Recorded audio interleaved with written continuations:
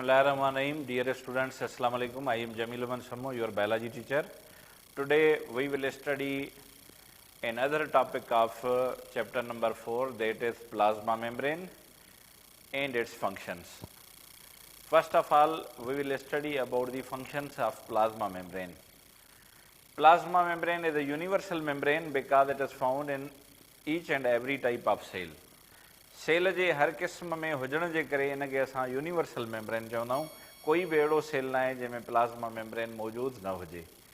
Plasma membrane कहिड़ा functions perform कंदी आहे? सभ खां पहिरियां प्लाज़्मा मेम्ब्रेन जो फंक्शन आहे मैकेनिकल सपोर्ट, यानी प्लाज़्मा मेम्ब्रेन जेका आहे उहा सेल खे मैकेनिकल सपोर्ट प्रोवाइड कंदी आहे. प्लाज़्मा मेम्ब्रेन जो जेको अहम कमु आहे मैकेनिकल सपोर्ट खां अलावा उहो हूंदो आहे ट्रांसपोर्ट खे कंट्रोल करणु. प्लाज़्मा मेम्ब्रेन मटीरियल जे अचवञ खे कंट्रोल कंदी आहे, छो त इहा नेचर में सिलेक्टिवली परमिएबल हूंदी आहे, यानी इहा डिसाइड कंदी आहे त सेल खे कहिड़नि मटीरियल्स जी नीड आहे, उहे मटीरियल ॿाहिरां खां सेल जे अंदरि अचणु खपनि ऐं कहिड़ा मटीरियल आहिनि जेके बेकार आहिनि, एक्स्ट्रा आहिनि, सेल जे लाइ अनवांटेड आहिनि, जिन जी नीड सेल खे न आहे, उहे सेल खां ॿाहिरि निकिरनि. त इहो फ़ैसिलो जेको आहे प्लाज़्मा मेम्ब्रेन कंदी आहे त कहिड़ा मटीरियल सेल में अंदरि अचनि, कहिड़ा मटीरियल सेल खां ॿाहिरि निकिरनि. लिहाज़ा इन पर्पज़ जे करे प्लाज़्मा मेम्ब्रेन खे सिलेक्टिवली परमिएबल मेम्ब्रेन या डिफरेंशियल मेम्ब्रेन बि चयो वेंदो आहे. त मेन रोल जेको हूंदो आहे मैकेनिकल सपोर्ट खां अलावा ट्रांसपोर्ट में हुनजो किरदारु हूंदो आहे. त हाणे असां अॼु मैकेनिकल सपोर्ट में हुनजो रोल पढ़ंदासीं. डिफरेंशियली परमिएबल मेम्ब्रेन आहे ऐं ट्रांसपोर्ट ऑफ मटीरियल में हेल्प थी करे, त उहा ट्रांसपोर्ट ऑफ मटीरियल घणनि क़िस्मनि जी हूंदी आहे. ट्रांसपोर्ट ऑफ मटीरियल जा टाइप छा जे बुनियाद ते जेको आहे असां मुख़्तलिफ़ कैटेगरीज़ में क्लासीफाई कया आहिनि. त असां अॼु पढ़ंदासीं functions of plasma membrane. First one is the mechanical support. Plasma membrane provides mechanical support and external form to the protoplasm. Protoplasm खे ॿाहिरियों फॉर्म केयर प्रोवाइड कंदो आहे प्लाज़्मा मेम्ब्रेन. मैकेनिकल सपोर्ट बि केयर ॾींदो आहे plasma membrane. Second function is differentially permeable nature. Plasma membrane differentially permeable आहे. Cell membrane is selective or differential permeable membrane because it allows some kind of molecule to pass through it and not others. Lipid bilayer and membrane protein make the plasma membrane differentially permeable barrier. यानी plasma membrane freely permeable न आहे. हर क़िस्म जे material खे पाण मां गुज़रण जी इजाज़त न ॾींदी आहे. मटीरियल खे डिफरेंटिशिएट कंदी आहे. छाजे करे? त इन में हिकु फास्फोलिपिड हूंदो आहे केमिकल कंपोज़िशन जे लिहाज़ खां, ॿियो इन में प्रोटीन्स हूंदियूं आहिनि.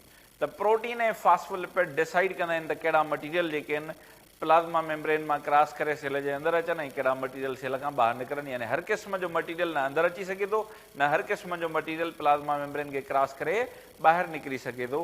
त लिहाज़ा इहा काफ़ी मटीरियल जे लाइ बैरियर बि हूंदी आहे, यानी रुकावट हूंदी आहे. हर मटीरियल खे पास थियणु न ॾींदी आहे पाण मां. Transport of materials. Plasma membrane transport में हेल्प कंदी आहे. हाणे ट्रांसपोर्ट में कीअं हेल्प कंदी आहे?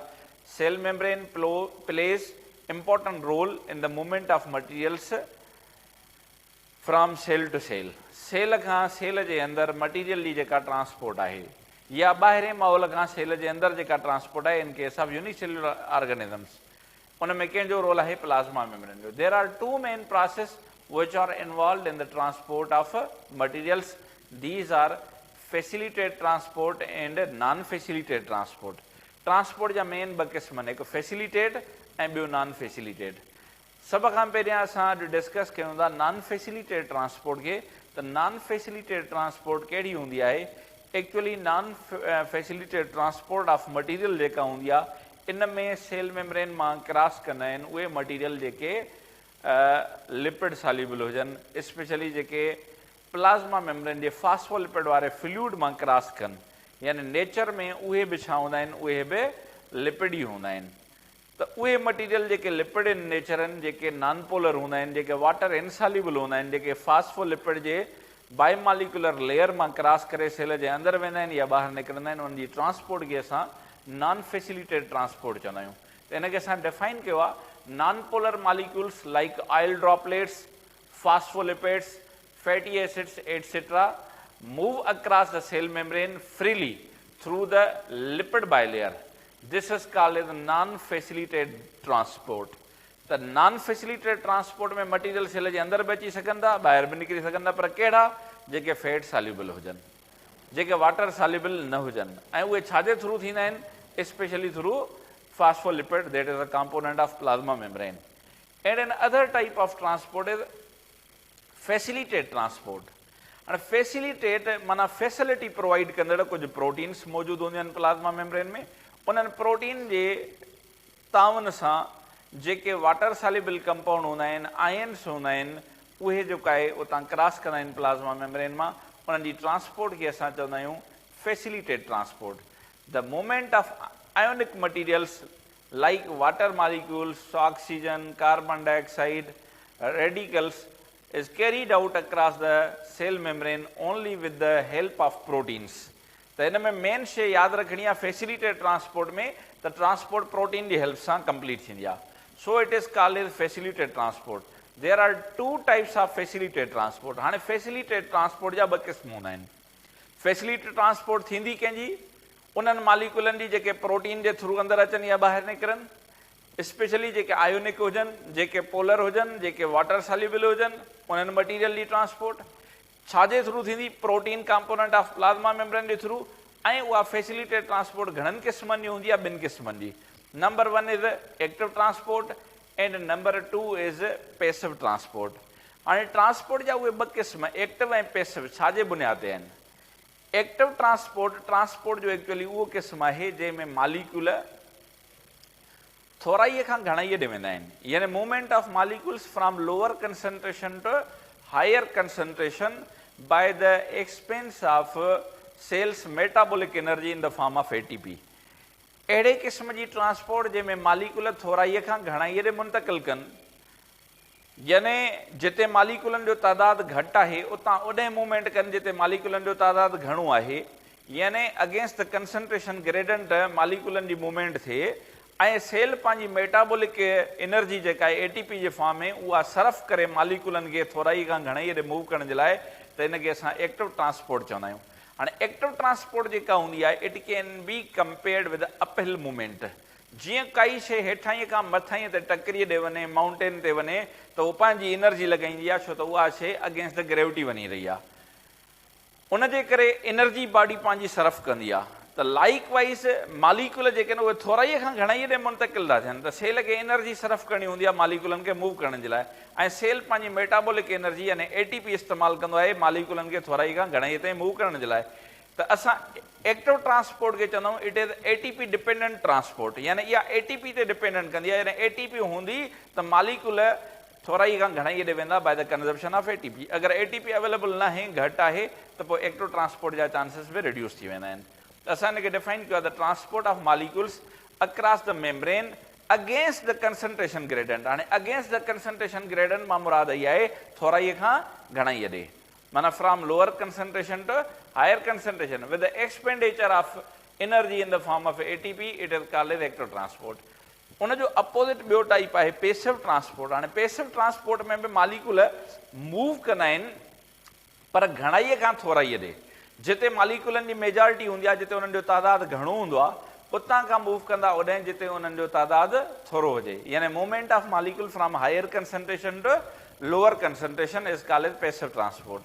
पर पैसिव ट्रांसपोर्ट में का बि एनर्जी एटीपी जे फॉर्म में इस्तेमालु न थींदी आहे. मालिक्यूल पंहिंजी काइनेटिक एनर्जी इस्तेमालु कंदा. जिते मालिक्यूल घणा आहिनि उते उन्हनि जी ओवरऑल कलेक्टिव काइनेटिक एनर्जी वधीक हूंदी आहे बनस्बत उन रीजन जे जिते मालिक्यूलनि जो नंबर थोरो आहे.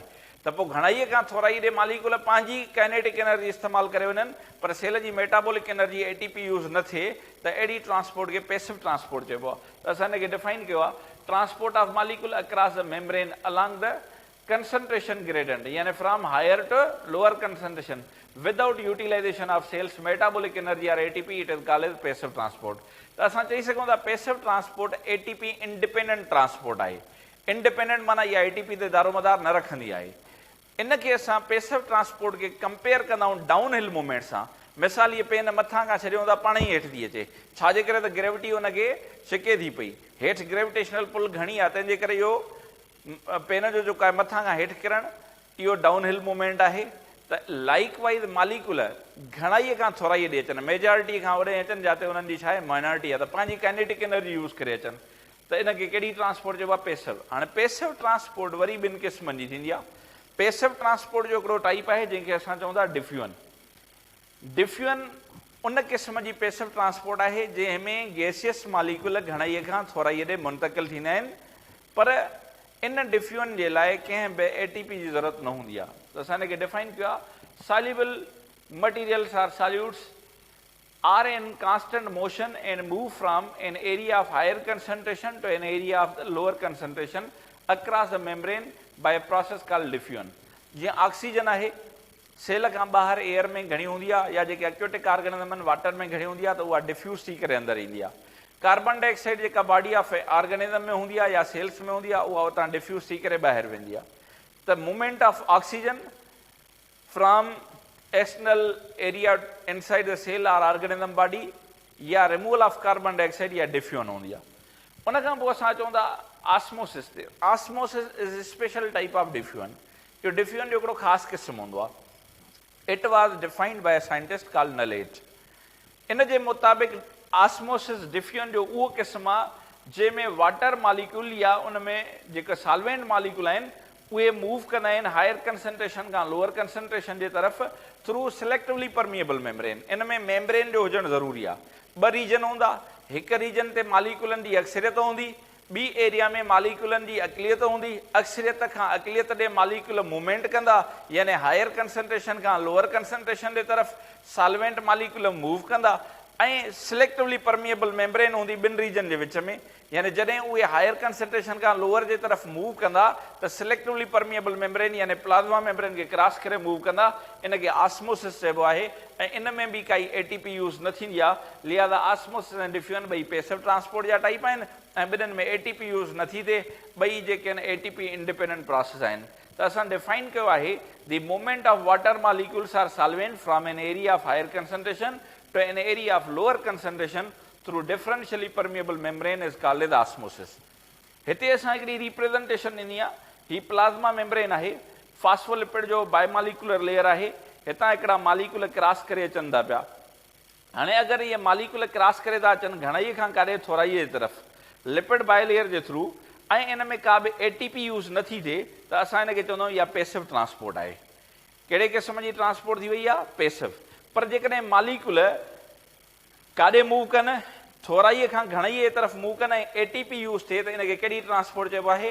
एक्टिव ट्रांसपोर्ट चइबो आहे। त हिते रिप्रेज़ेंटेशन आहे मालिक्यूल थोराईअ खां घणाईअ ॾे था अचनि, एटीपी यूज़ थी थिए, it is called as active transport. पर मालिक्यूल घणाईअ खां थोराईअ ॾे था अचनि पिया, का बि एटीपी यूज़ नथी थिए, इनखे चइबो आहे पैसिव ट्रांसपोर्ट। त इहे हिकिड़ियूं ॿ इलस्ट्रेशन हुयूं। इन खां हटी करे ट्रांसपोर्ट जा ॿिया बि टाइप्स थींदा आहिनि। इन बुनियाद ते त मालिक्यूल कहिड़ी स्टेट में आहिनि ऐं सेल जे अंदरि था अचनि या ॿाहिरि, मूवमेंट जे डायरेक्शन जे बुनियाद ते ट्रांसपोर्ट जा ॿ क़िस्म थींदा आहिनि। अगरि मालिक्यूल ॿाहिरां खां सेल जे अंदरि था अचनि पिया त इनखे चइबो आहे एंडोसाइटोसिस, ऐं अगरि मालिक्यूल अंदरां खां ॿाहिरि मुंतक़िल था थियनि थ्रू प्लाज़्मा मेम्ब्रेन, त इनखे चइबो आहे एक्ज़ोसाइटोसिस। त हाणे असां डिटेल में पढ़ंदासीं एंडोसाइटोसिस ऐं एक्ज़ोसाइटोसिस, ऐं उन्हनि जा फर्दर टाइप्स पढ़ंदासीं विद इलस्ट्रेशन।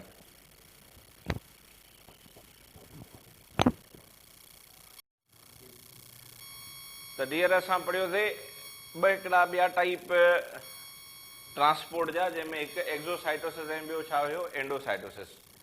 हाणे एक्ज़ोसाइटोसिस खे कीअं डिफाइन कबो आहे? If the transportation takes place from cell to the exterior or other cells then such a process is known as exocytosis. यानी मटीरियल हिकु सेल खां निकिरी करे कंहिं ॿिए सेल में वञनि या सेल मां मुंतक़िल थियनि ॿाहिरि माहौल में, इन प्रोसेस खे छा छॾींदा आहियूं असां? एक्ज़ोसाइटोसिस छॾींदा आहियूं। ऐं एक्ज़ोसाइटोसिस जे अपोज़िट जेको ट्रांसपोर्ट जो अमल आहे उहो आहे एंडोसाइटोसिस। एक्चुअली एंडो जी माना आहे इनसाइड, साइटो जी माना आहे सेल, ऐं सिस जी माना आहे प्रोसेस। सच a process in which materials are transferred inside the cell. यानी अहिड़ी ट्रांसपोर्ट जंहिंमें मटीरियल सेल जे अंदरि अचनि, हिकु सेल मां ॿिए सेल जे अंदरि दाख़िल थियनि या ॿाहिरीं माहौल मां सेल जे अंदरि दाख़िल थियनि, such type of transportation is called as endocytosis. त इनखे असां डिफाइन कयो आहे the inward movement of materials by infolding of cell membrane in the form of vacuole or vesicles, it is known as endocytosis. त endocytosis जा वरी further ॿ type थींदा आहिनि।